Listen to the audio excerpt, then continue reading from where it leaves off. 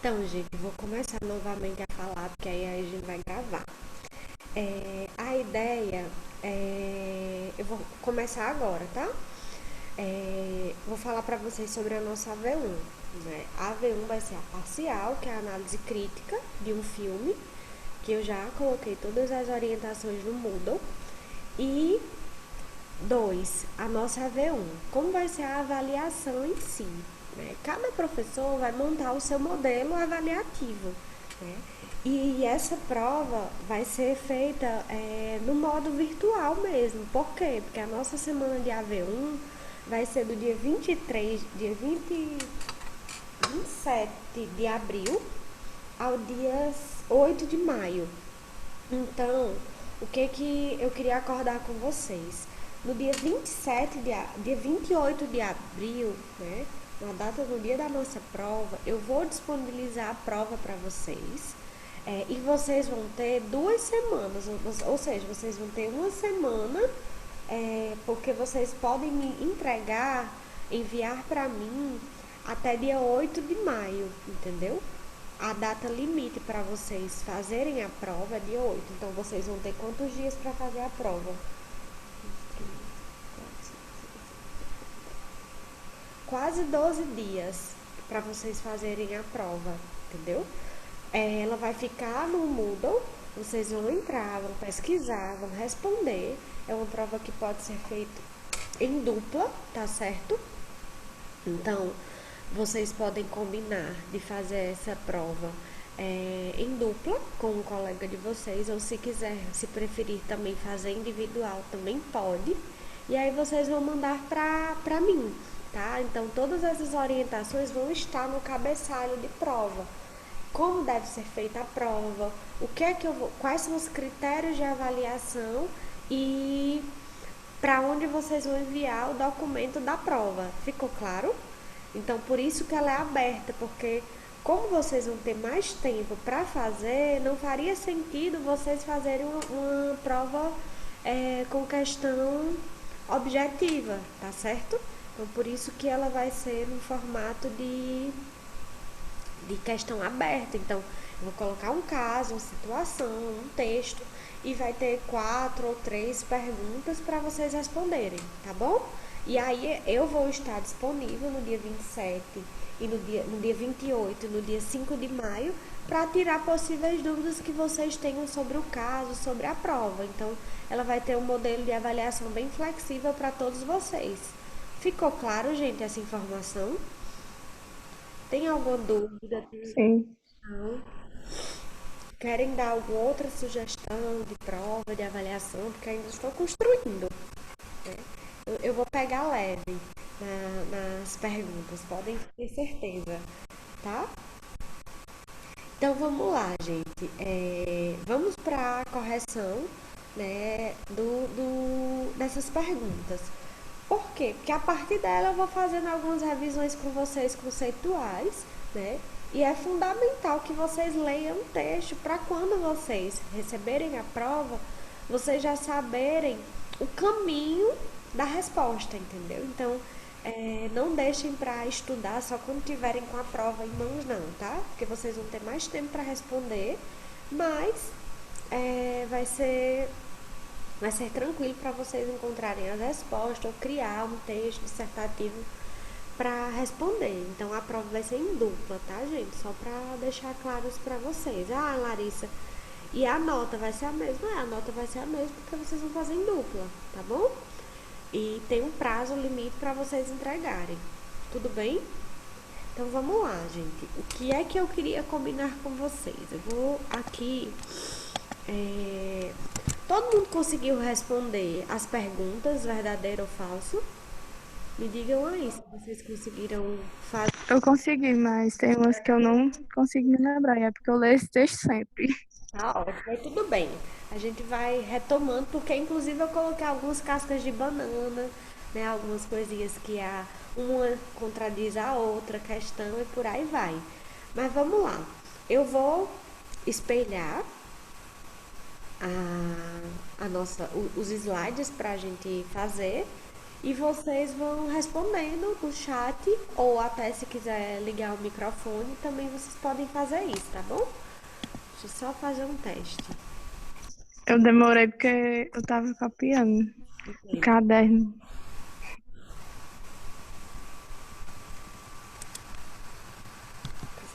Vamos lá.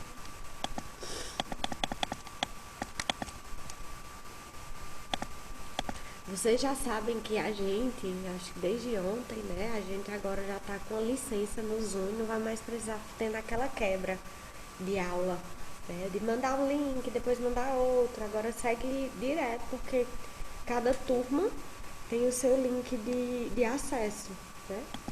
Isso é legal pra gente. Que aí não tem aquela quebra. Eu vou espelhar já pra vocês.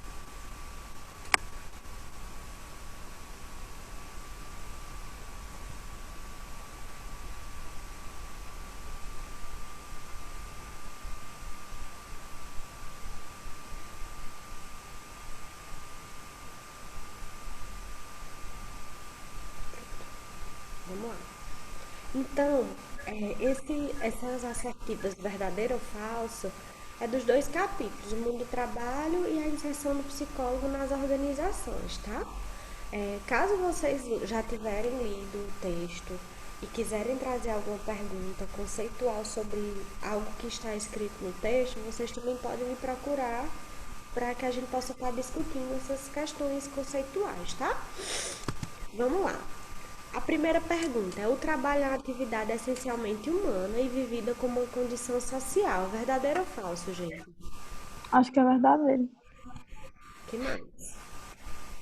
Alguém respondeu falso? Eu acho que é falsa. Por que é falso? Até vídeo.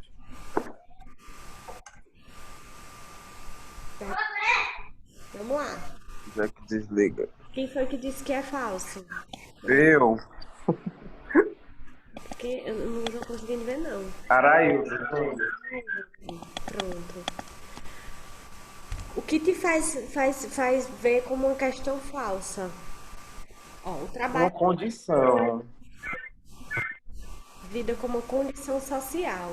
Ó, é, pronto. Eu acho que teu raciocínio, ele tá certo, visto que às vezes, quando a gente analisa algumas questões que ela impõe uma verdade absoluta, a gente fica na dúvida, né?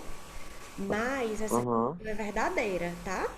Por que que ela é verdadeira? Uma condição social. É uma condição social.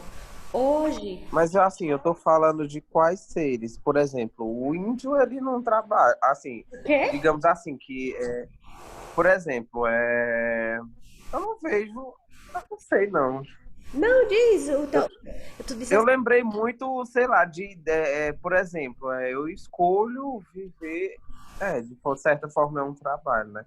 Mas eu escolho viver, sei lá, da natureza e essas coisas, mas eu tenho que trabalhar para me alimentar.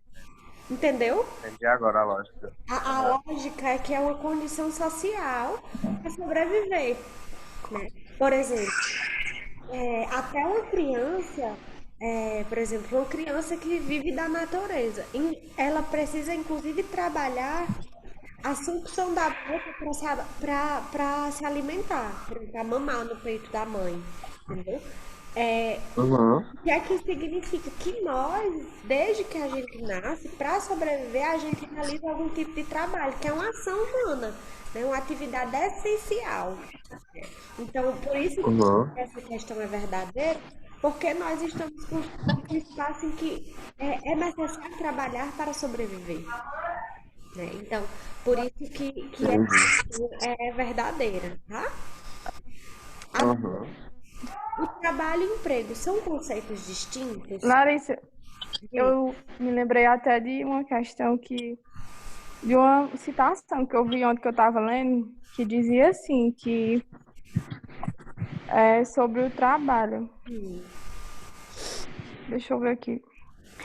Que o trabalho, ele se distingue de qualquer outro tipo de prática animal por sua natureza reflexiva, consciente, propositiva, estratégica, instrumental e moral.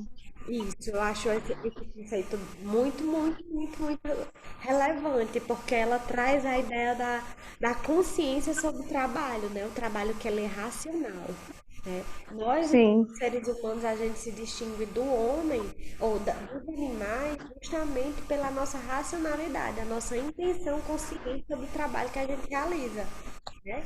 Então, eu acho esse conceito bem, bem importante para ser entendido. Muito bom, Amanda. Muito obrigada pela contribuição. É, o 2, gente. O trabalho e o emprego são conceitos distintos? Verdadeiro ou falso? sim, Verdadeiro. verdadeiro. Verdadeiro, isso mesmo. São distintos. Qual a diferença entre trabalho e emprego, gente? Alguém consegue relacionar? O emprego, ele envolve contratos trabalhistas e aquela coisa toda. Isso. E o trabalho?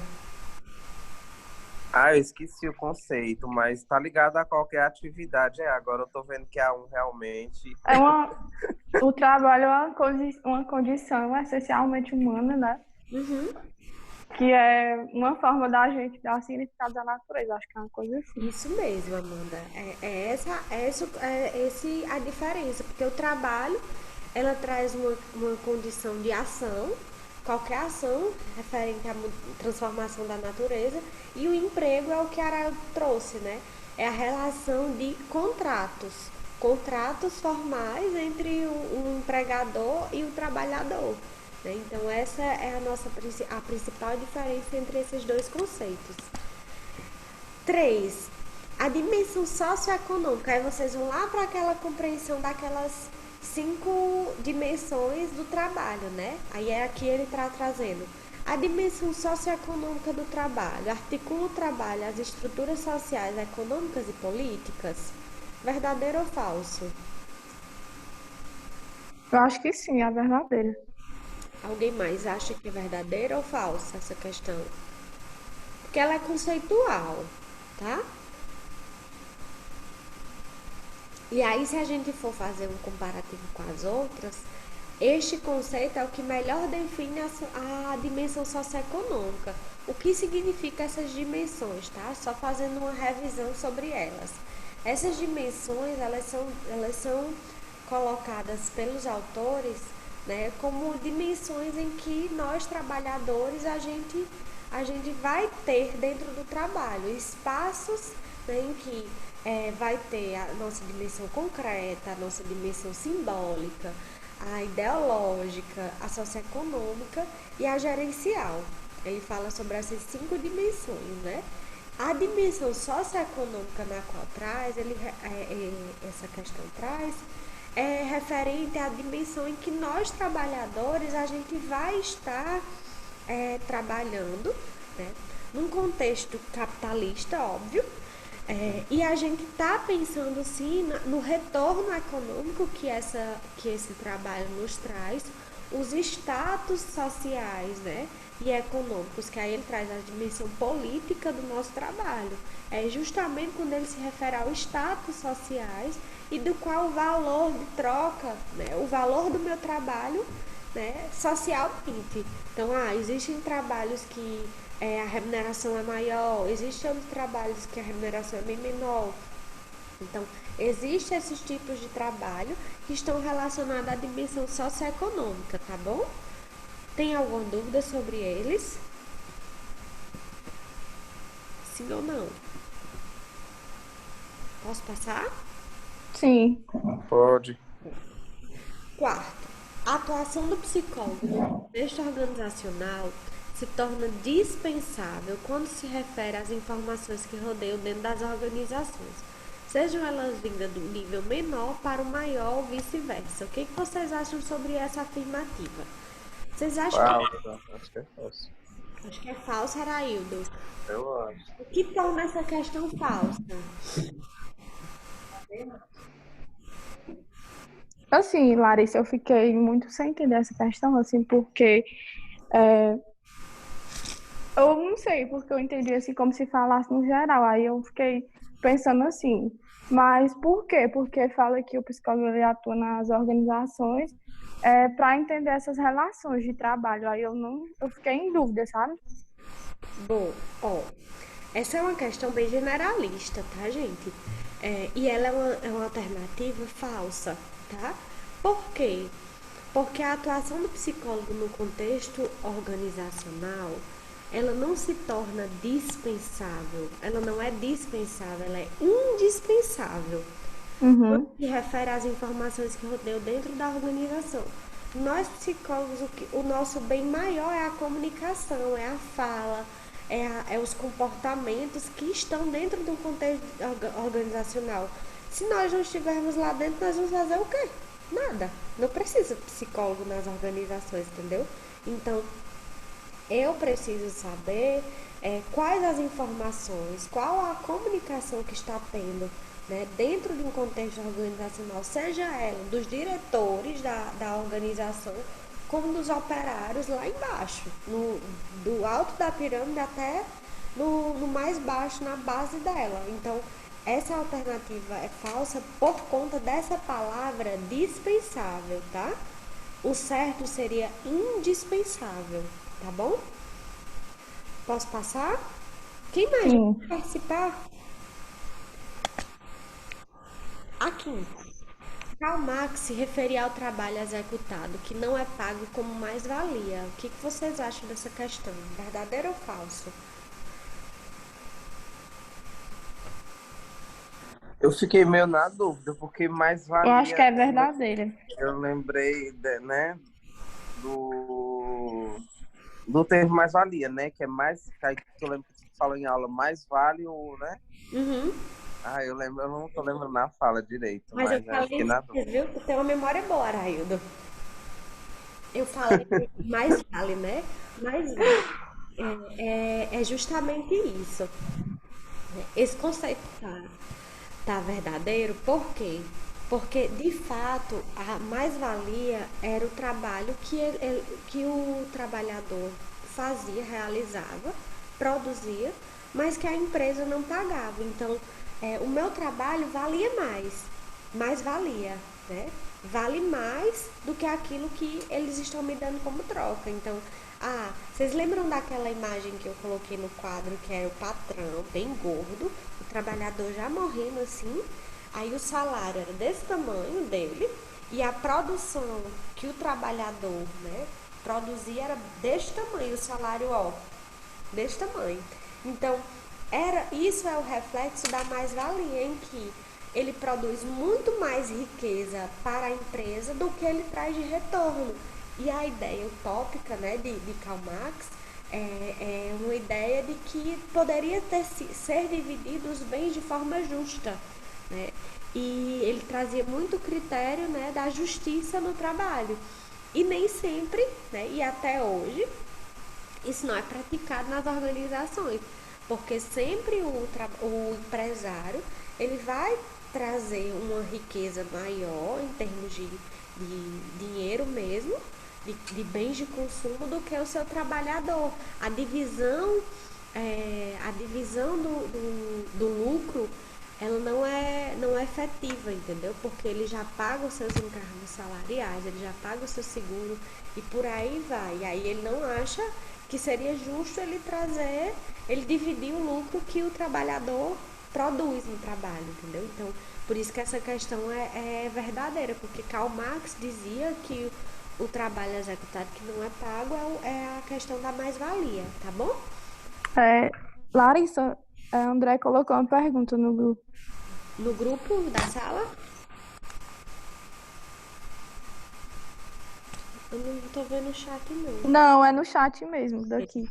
Mas o trabalho mais-valia não é pago, só que um salário muito reduzido em relação ao que é produzido. Alguém. Ai, desculpa, André, tô vendo agora. André, é justamente isso. O que eu quero dizer com isso? Que valia mais. O trabalhador recebia sim o seu salário, só que ele era muito menor do que a riqueza que ele produzia, entendeu? Então, é,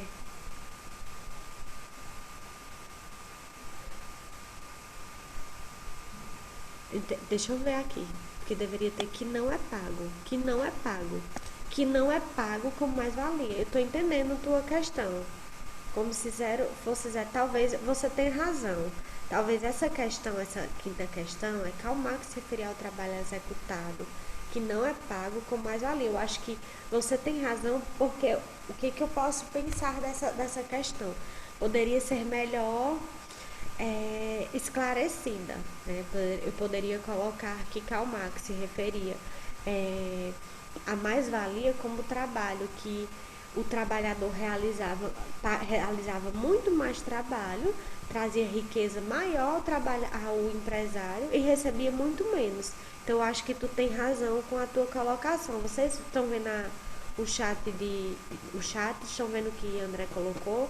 Ele diz assim, eu marquei falso porque ele acreditava que essa questão, né, tá dizendo assim, tá escrito que o trabalho mais-valia não é pago. E aí ele compreendeu que não era pago porque era tipo escravidão, né? Como se fosse zero remuneração. Faz sentido. Foi aí que eu fiquei na dúvida, porque eu entendi o conceito de mais-valia, mas eu não senti firmeza em responder a pergunta. Entendi.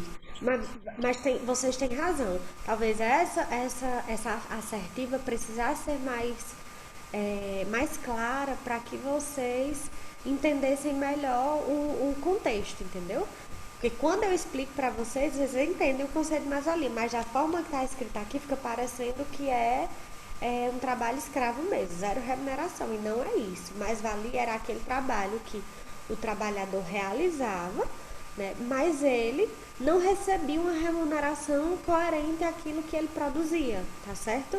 Muito obrigada, André, pela dica e pela contribuição. Eu acho que você tem razão, tá certo? Então, eu acho que essa questão não tem como a gente dizer que ela é falsa, mas também não tem como dizer que ela é verdadeira. Eu acho que ela está mal colocada, tá bom? Então, tá nula essa quinta questão. Eu vou revisar para vocês, tá bom? Eu vou ficar olhando o chat agora, gente, perdão. A sexta, né? As estratégias de Taylor, Fayol, Ford e Weber eram favoráveis aos empresários e obtevam grande rejeição dos trabalhadores, pois visavam ampliar a produtividade. O que vocês acham dessa questão, gente? É verdadeira ou falsa?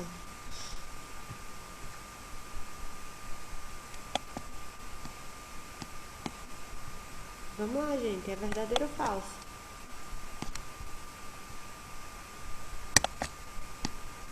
Eu não consegui me lembrar disso aí. Eu acho, Larissa, que essa parte a senhora tinha dito até que a gente não ia estudar isso aí no slide. Né? Como é? De fato, a gente não vai estudar nesse semestre. Eu só coloquei aqui para que vocês compreendessem que muitas das teorias que foram criadas, né, elas de fato foram muito favoráveis aos empresários. Por quê? Porque a ideia deles era trazer uma maior produtividade para a empresa, aumentando o lucro dos empresários, mas elas foram muito rejeitadas, né, e desfavoráveis para os trabalhadores. Por quê? Porque os trabalhadores precisaram trabalhar em dobro, né? Eles tiveram que ter muitas mudanças no trabalho deles, então eles sentiam muito essas mudanças e traziam prejuízos, por exemplo, à saúde deles, as relações de trabalho eram muito desconfortáveis. Então, essa questão é verdadeira justamente porque essas estratégias desses autores foram boas para os empresários, mas muito ruins, né? Ou foram rejeitadas de certa forma pelos trabalhadores, né? E aí quando eu falo rejeitadas, não quer dizer que eles não trabalharam, eles precisavam trabalhar para sobreviver, mas eles tinham uma certa resistência a se adaptar às mudanças que eram propostas por esses autores em diferentes épocas, tá certo? Então, por isso que essa questão é verdadeira. Tá? Pois é, por isso que eu fiquei em dúvida, porque nesse dia eu ia anotar e parece que eu tirei só uma foto e não anotei. Porque eu disse de fato que não ia cair, porque a gente vai estudar cada um desses autores no quinto semestre. Aí Entendi. como essas teorias afetam a subjetividade deles, tá bom? 7. Trabalho e emprego são sinônimos? Eu acho que a gente já respondeu. Falsa. Eu acho que é falso. A gente respondeu na segunda questão que eu coloquei. Uhum. Empregos são distintos, né? Então, isso aqui é falso, não são sinônimos. A gente usa muitas vezes como sinônimo porque emprego é trabalho, mas nem todo trabalho é emprego. Vocês entendem essa diferença, né? Que todo emprego é trabalho, mas nem todo trabalho é emprego. Porque no emprego eu trabalho, tá? No emprego eu trabalho, mas no trabalho nem sempre eu recebo, tá bom? Essa é a diferença, porque no trabalho eu trabalho, mas nem sempre eu tenho uma remuneração pelo trabalho que eu exerço. No emprego eu trabalho, mas eu recebo, tá bom? Uhum. 8. A dimensão gerencial está relacionada às condições materiais, ambientais, como sua. Como que? Peraí. Segurança física e conforto. E conforto. Aqui estava em cima. Segurança física e conforto. Esse conceito está relacionado à dimensão gerencial? Sim ou não? O que vocês acham? Não, esse conceito aí é da dimensão concreta. Concreta. Muito bom, Desvânia, é isso mesmo. Esse conceito é da dimensão concreta. A dimensão gerencial, gente, tem a ver com os níveis de delegação de tarefas, com o gerenciamento das atividades que norteiam as organizações e o trabalho que eu realizo, tá bom? E a dimensão concreta é justamente está relacionada às condições materiais, físicas e de conforto do trabalho que eu realizo. Então é falso. A 9. O marco histórico para pensarmos a categoria trabalho foi a Segunda Guerra Mundial? O que vocês acham? Verdadeiro ou falso? O marco histórico para a gente pensar a categoria trabalho foi a Segunda Guerra Mundial? Sim ou não? Bora. Não, Foi qual? acho que não. Foi qual? Eu acho que foi a A Revolução indústria, como Industrial, é? né? Pronto. Foi a Revolução Industrial, exatamente. Mas Tá dentro, entendeu? Diz, Amanda. não era nada, não. Então, assim, o marco histórico, por que eu trago essa ideia de forma muito repetitiva, às vezes? A Revolução Industrial, gente, é onde inicia-se a pensar no trabalhador. Porque antes não existia essa relação de trabalho, ou ela era muito precarizada, ou ela não era vista. E aí, a partir da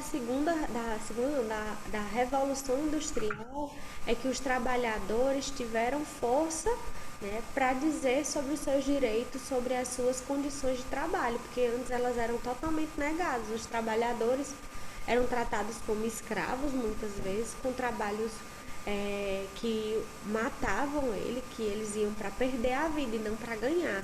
Então, isso era algo que era muito forte até a Revolução Industrial, né? Embora hoje a gente consiga ver que a gente está precisando de uma terceira ou quarta Revolução Industrial, né? Na verdade, a gente já está vivendo a quarta Revolução Industrial. Não sei se vocês já ouviram falar sobre isso, né? Que a gente passou por diversas transformações sociais no mundo do trabalho. Então, a gente teve a primeira Revolução Industrial, que foi a máquina a vapor, a segunda relacionada à informação, né? A terceira para o mundo digital, né? E a quarta agora é um mundo extremamente novo, adaptável, né? Que a gente chama de soft skills, que é as competências voláteis, mas eu não vou me aprofundar nessa informação, a gente vai ver só depois, porque senão vai ficar confuso para vocês, tá? Mas isso aqui é falso porque o marco histórico é a Revolução Industrial, não a Segunda Guerra Mundial. O 10 as estratégias de Taylor, Fayol, Ford e Weber eram desfavoráveis aos empresários e grande adesão dos trabalhadores, pois visava a qualidade de vida dos mesmos. A gente falou agora há pouco que não, né? Essa alternativa é falsa, porque era favorável sim aos empresários e de maneira alguma pensava na qualidade de vida dos trabalhadores. Acho que o termo qualidade de vida no trabalho não era nem um termo que se pensavam nessa época, tá? Foi pensado só depois de muitas pessoas perderem a vida ou adoecerem, que foram trazer esse conceito de qualidade de vida no trabalho. Mas esses autores não falam sobre qualidade de vida no trabalho, e eles eram favoráveis sim aos empresários, tá? A 11, a atividade mais característica e dominante, aí a gente já vai para o capítulo 15, que é a inserção do psicólogo nas organizações, tá? A partir da 11ª questão. A atividade mais característica e dominante dos psicólogos são recrutamento, seleção e teste psicológico, verdadeiro ou falso? Verdadeiro. Porque está lá no começo do slide, eu acho essa informação. Lembrou do começo do slide, né? E acho que Sim. uma das perguntas que eu fiz para vocês no início da nossa discussão sobre esse capítulo, é o início dos slides, né? De fato, é uma atividade, né, dominante. 12. As transformações em POD, né? Psicologia Organizacional do Trabalho, propõe o alinhamento dos objetivos e valores individuais aos objetivos organizacionais, verdadeiro ou falso?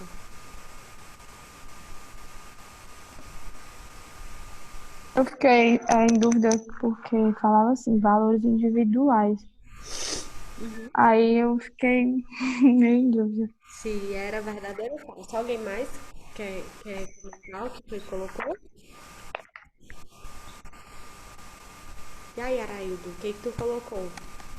Eu acho assim, Larissa, Eu que coloquei quando... falsa, porque é igual a Amanda falou, quando falou individual, eu falei, mas assim, Pois, é uma, ok, é um valor, digamos que a pessoa tem o próprio fazer dela, né? Mas o valor eu não acho que seja individual, né? Eu contrato uma pessoa para fazer algo para chegar até naquele resultado que eu quero. Então eu não acredito que seja um valor individual, né? mas aí, Larissa, depois Não eu sei. pensei assim, quando ele fala assim desse individual, eu fiquei pensando assim, para ele não pensar na organização assim como é um todo, sem levar em conta que cada empregado é único na empresa. É exatamente essa a questão, né? Cada funcionário é único, né? Acho que é uma ideia interessante da gente pensar. Quando ele fala sobre a questão dos valores individuais, objetivos e valores individuais, é que cada pessoa dentro de uma organização, né, tem um objetivo. Por exemplo, o meu objetivo para trabalhar hoje na Unileão é a remuneração, é o meu, minha realização pessoal de ser professora. O meu valor está relacionado à minha competência individual. Por exemplo, eu tenho competências que só eu tenho, ninguém mais, nenhum outro professor da Unileão tem. Tem professor que tem mais competência, tem professor que tem menos competência, e você vai trazendo esse valor individual, né? A gente vai para um valor relacionado à competência que cada sujeito dentro da organização possui e pode agregar valor ao objetivo da organização, entendeu? Então, a ideia que eu quero que vocês entendam é que cada sujeito dentro da organização, ela tem um objetivo pessoal, um objetivo individual e um valor também individual, que é o quê? O seu valor da competência que ela possui para agregar os objetivos da organização, tá? Então, essa alternativa é correta porque, de fato, a psicologia organizacional, ela traz, né, ela precisa compreender os objetivos individuais das pessoas, quais as competências que elas possuem, que podem agregar ou não aos objetivos que a organização necessita, entendeu? Ficou claro, Araildo, Agora ficou, eu comecei a lembrar de algumas coisas. Pronto. Tudo bem para todos vocês? Se tiverem conversa no chat, gente, me avisem, porque não tá dando pra ver, pra acompanhar. Ó, eu tô vendo aqui que vocês estão respondendo tudo e eu não tô conseguindo acompanhar, não sei por quê. A 13, vamos lá. A intervenção em processos com instrumentos e procedimentos conhecidos e padronizados refere-se ao nível estratégico de intervenção? Não, eu acho que é no nível técnico. Isso mesmo, é no nível técnico. O nível estratégico já advém, né, do nível técnico. O nível estratégico é depois do nível técnico, tá bom? Então, quais são os 3 níveis? Tem uma pergunta que vai falar sobre isso, não vai adiantar. Então, a intervenção com procedimentos conhecidos e padronizados é do nível técnico, não do nível estratégico, tá certo? Então, por isso que essa questão está falsa. Eu fico apertando no chat e não vai.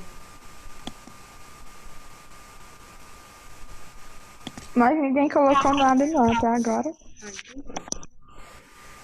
Os níveis de intervenção em POD são técnico, estratégico e global? Verdadeiro ou falso? Falso. Técnico, estratégico e político. Político, tá? O global tem a ver sim com o nível político, mas a nomenclatura não é global, tá? A nomenclatura é político, né? Mas dentro do conceito de político tem lá, né?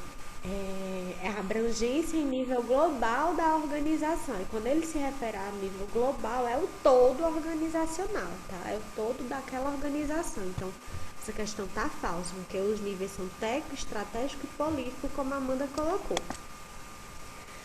A quinta, o primeiro movimento em psicologia organizacional consistia em práticas tradicionais, verdadeiro ou falso? Verdadeiro. Verdadeiro. É uma questão, gente, que práticas tradicionais, quando a gente fala que algo é tradicional, é tradição. Todo psicólogo organizacional vai fazer aquelas atividades, ou pelo menos uma delas. Não tem saída. Se eu for para fazer consultoria, se eu for para trabalhar numa empresa como empregada, psicóloga, funcionária da empresa, eu vou trabalhar com uma dessas áreas. Quais são as áreas? Análise do cargo, né? Recrutamento e seleção, treinamento e desenvolvimento e avaliação de desempenho. São essas as 4 áreas que eu mais atuo enquanto psicóloga organizacional, tá bom? E se a gente for ver essa questão aí, a gente for pensar, levando para hoje, essa questão a gente vê que era muito assim, se a gente pode até dizer que é muito técnico, né? Muito. Porque não tinha tanto uma abrangência, era mais um trabalho que, assim, não estava tão ligado ao trabalho que é do ser humano. Isso. É algo que é muito tecnicista, Isso. padronizar as pessoas para aquilo que a organização quer, uma atividade muito técnica, né? E aí, gente, eu estava lendo, depois eu posso trazer para vocês, está mesmo em vigor um projeto de lei dos administradores, né, do Conselho Regional, Conselho Federal de Administração, para impedir, para dizer que a área de RH é uma atuação exclusiva dos administradores, que psicólogo não cabe nesse espaço. E aí é de certa forma um lugar que eu não tenho nem medo de perder. Eu não acho que esse projeto de lei vai à frente, né? Talvez ele possa até ir para análise, mas não vai entrar em vigor, porque nossa atuação ela é extremamente importante e fundamental. E eu acho que os administradores criaram, né? E é o meu posicionamento pessoal. Vai pro YouTube, se alguém ver, eu vou confirmar isso que eu estou dizendo mais ainda, né? Eu acho que isso é só mais uma forma, né? E aí que os administradores criaram para ganhar espaço, uma área que eles têm perdido cada vez mais. Porque, em geral, as formações dos administradores eles são bastante tecnicistas e não está voltada às pessoas, é voltada muito mais a negócios, Sim. a estrutura da organização, não a pessoas.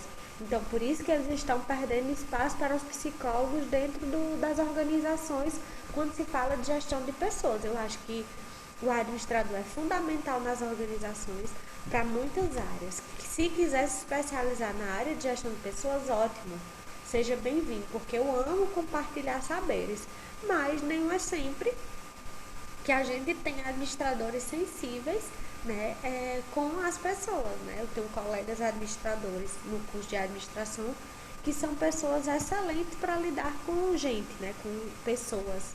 Mas já tem outros que têm uma séria dificuldade, mas definir e colocar como lei, regra, que o RH é só do administrador, eu não acho que isso convém, tá bom? O 16. No segundo movimento, a psicologia organizacional começou. Deixa eu ver. Começou lá. Olha, eu dei a resposta. A entrar nas atividades relacionadas a condições de trabalho e higiene. Vou voltar aqui para ver. Vai que alguém não viu. Verdadeira. É verdadeira. No segundo movimento, começa-se a ampliar os processos de intervenção da atuação do psicólogo, e aí ele entra nessas condições, né, de higiene do trabalho. O que é as condições de higiene do trabalho, gente? São as condições voltadas à saúde do trabalhador, à ergonomia do trabalho, a verificar se o trabalho que é realizado traz muitos riscos à saúde física, né, e psicológica dele. Então, eu sempre... A gente pode dizer também que, só interrompendo, desculpa, a gente pode dizer também que é a justiça no trabalho, né? Também, isso mesmo. É bem nessa vertente em que a gente vai em busca, né, desses direitos dos trabalhadores para que eles trabalhem em condições adequadas, né, e para que eles não sofram depois que saírem desse trabalho. Então, eu já falei essa dica para vocês e vou voltar a indicar o documentário Carne e Osso que tem no YouTube. Não é Netflix, é no YouTube, tem esse documentário, acho que é 50 minutos esse documentário, e tem muito a ver com a atuação do psicólogo nas condições de trabalho e higiene, entendeu? Porque reflete um trabalho que é extremamente desgastante, os trabalhos de pessoas que em frigoríficos, não sei se vocês já viram esse documentário, né? É um trabalho que ele é muito, muito, muito sobrecarregado de adoecimentos físicos e psicológicos, e está muito relacionado a essas condições de trabalho e higiene, tá? Então, essa alternativa é verdadeira. Ontem eu vi o do carnaval lá, eu esqueci o nome todo. Foi. A gente escolheu ele. Quando o carnaval chegar, o que vocês acharam? É engraçado, né? Eu amei. Muito engraçado, não, interessante. Engraçado, não é não. Eu tenho vontade de fazer um TCC sobre esse filme. É aquela ideia, né, de ascensão social. Eles passam o ano todo trabalhando, mas quando chega no carnaval tem que vender a geladeira para viajar. Aí eu fiquei... Assim, né?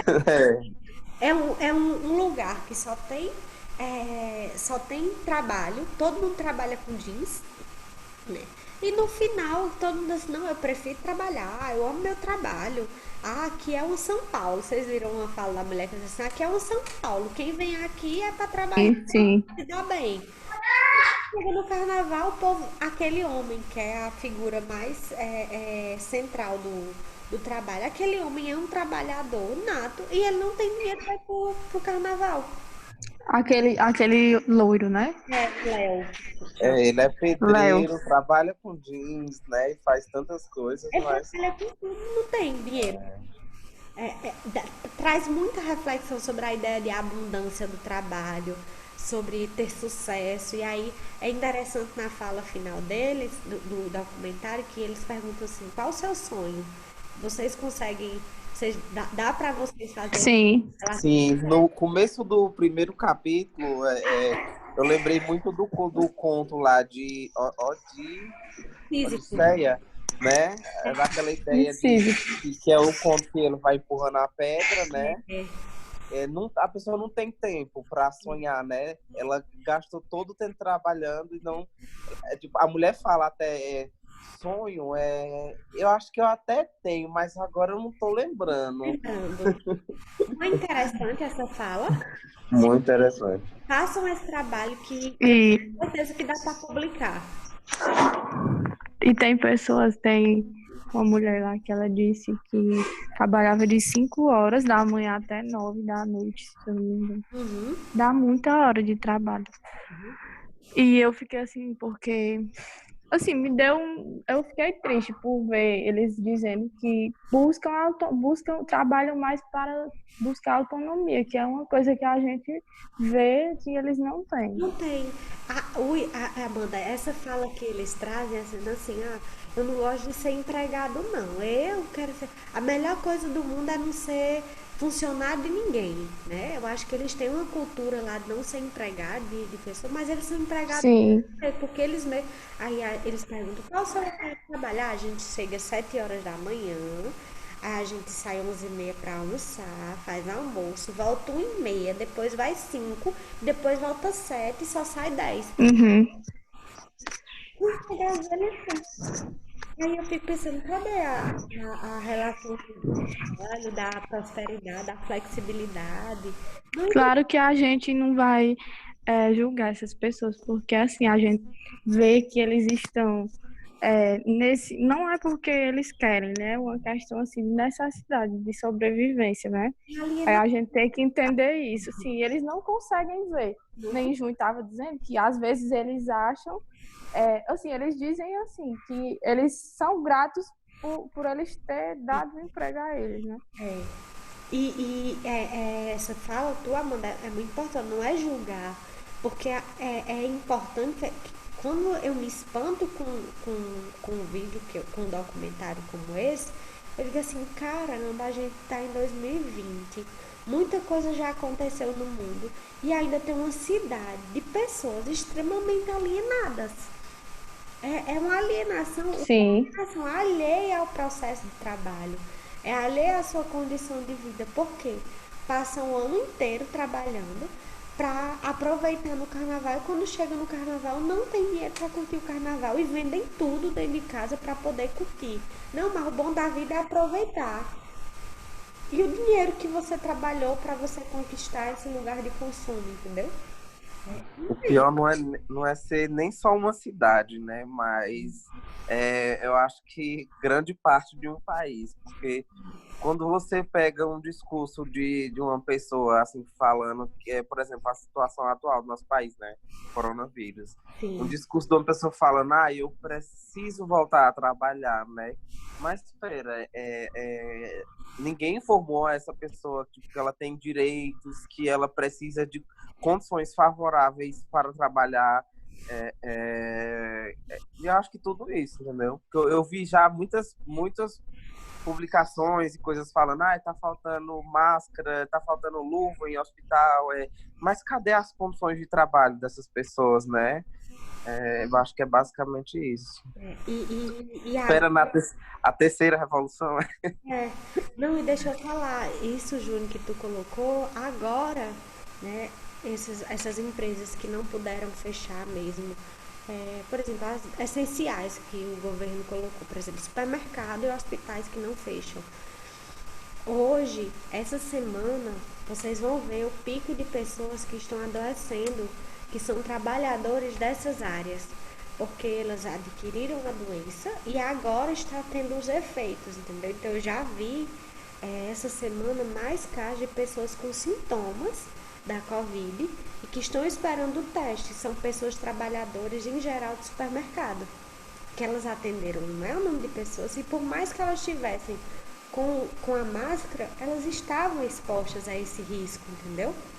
Então, vocês vão ver como isso vai ter pano para manga e vai ter muitas causas que estão por vir. É muita coisa pra gente conversar. Vamos verdade. pra 17. E Diz. só falando um pouquinho, Larissa, desse filme também, eu acho interessante porque se a gente vê assim, tem muitas questões que a gente pode trazer desse filme. Muitas questões mesmo. Muita, dá para vocês fazerem. Por isso que eu coloquei ele. É um documentário que traz Sim, muitas discussões teóricas sobre o mundo do trabalho. Se nós psicólogos atuássemos nessa cidade, assim, se a gente tivesse que fazer uma intervenção lá, como seria a nossa intervenção nesse lugar? Aí vocês percebem como a sim, transacional está também relacionada à psicologia social, entendeu? Que é uma atuação social, né? A partir do mundo do trabalho, né? Como eu falei, Eu me lembrei muito de psicologia social. tem muito da nossa atuação frente àquela cidade, àquela região. Seria uma atuação que seria multifuncional, né, pra gente. É muita coisa. Vamos voltar aqui, bem rapidinho, pra gente concluir. Os três E subcampos. a gente vê assim na fala deles, eles dizendo que a cidade está crescendo mais com isso aí, porque eles estão centralizados. Eu acho que, não sei se eu vi no texto, uma centralidade no trabalho. Que Isso. eu vi, aí eu só me lembrei disso. Eles centralizam tudo no trabalho, inclusive, gente, quando eles trazem aquelas figuras daquelas crianças nas máquinas, é trazendo o quê? Que desde criança as crianças Uhum, têm contato com a máquina para que ali é o futuro, é onde elas vão viver. isso. E tem muitas crianças trabalhando, inclusive, já lá, né? Mostra algumas crianças trabalhando na máquina. Vamos lá. A 17. Os três subcampos de intervenção é psicologia do trabalho, psicologia organizacional e gestão de pessoas. Verdadeiro ou falso, gente? Eu acho que é verdadeiro, mas assim, eu pensei assim, psicologia organizacional e do trabalho, não diferenciado. Mas E eu não porque as sei. três diferenças que eles trazem é uma diferença apenas didática, né? Que diz assim, ó, é só para que vocês entendam as possíveis diferenças, mas na prática elas três elas precisam estar juntas, porque um campo Uhum, ele nunca pode ser visto por uma única lógica. Quando eu vou fazer a prática, né, de gestão de pessoas, que é recrutar, selecionar, eu preciso ter minha visão enquanto psicóloga organizacional e do trabalho, né, pensando na saúde do trabalhador, nas emoções, na motivação envolvida e na satisfação que o trabalhador tem, né, naquela prática que eu vou realizar. Então, é uma área que ela está, né, envolvida nos três subcampos, né, para fazer uma única atuação. E a última questão, né, que a POT deve se preocupar também com pessoas desempregadas, sim, porque eles são os futuros empregados também, né? os futuros empregados, os que já foram empregados, né? Eles eram trabalhadores, Sim, agora são desempregados, né? E essa é uma área que nós da psicologia organizacional a gente precisa, né, estar à frente, né? Porque são pessoas que ou vão se preparar ou estão em caso de tentar se recolocar no trabalho ou que acabaram de sair de um emprego, né? Que foi bom ou não para sim, que perderam o emprego, né? que perderam o emprego, tá bom? Gente, acho que essas são as questões centrais do nosso texto, né? Próxima semana é feriado, né? Fora o Covid ainda temos feriado, então dia 21, terça-feira, é feriado, então nós nos encontraremos dia 28, né? Mas me coloco à disposição, vocês têm meu número de WhatsApp, vocês podem mandar um oi para mim se tiverem qualquer dúvida sobre o trabalho, sobre a prova, sobre o conteúdo, tá? E no dia 28 eu converso com vocês sobre a nossa prova e já posto ela para vocês de todas as dúvidas que for referente a ela, tá bom? Tem alguma dúvida que vocês queiram tirar agora? Acho que não, acho que tá tudo. Ok? Então é isso, gente. Até mais, tá? É, oi. Um abraço. É, até a próxima terça, dia 28 e estamos aí, tá bom? Eu tô tentando abrir o Meet, mas eu não tô conseguindo. Aqui tem que pausar. Pronto. Então é isso, gente. Um abraço, né? E até mais, tá? Vou gravar, tá gravado, eu vou colocar o link no nosso Moodle, tá? Beijo.